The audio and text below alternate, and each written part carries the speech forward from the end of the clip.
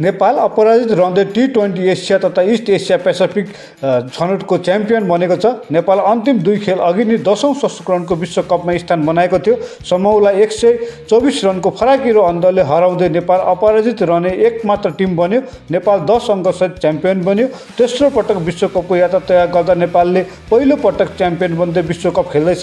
साथै नेपालले आइसिसीद्वारा आयोजित प्रतियोगिताको अहिलेसम्मको ठूलो उपाधि जितेको हो। छनौटको अन्तिम खेलमा नेपाललाई उपाधि जित्न जरुरी रहेको थियो। नेपालले ब्याटिङ र बलिङ नै तारिफ योग्य प्रदर्शन गर्यो।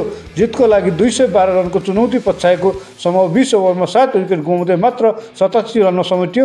नेपालले तेस्रो पटक विश्वकप खेल्दैछ। यसअघि नेपालले सन् 2014 मा पहिलो पटक विश्वकप खेलेको थियो। त्यसपछि 2024 मा नेपालले अमेरिका र वेस्ट इन्डिजमा भएको विश्वकप खेलेको थियो। यो छनौटबाट यसै वर्ष माघ 24 गतेदेखि फागुन 24 गतेसम्म हुने T20 विश्वकपको लागि नेपालसँगै ओमान र युएई पनि छनौट भएका छन्।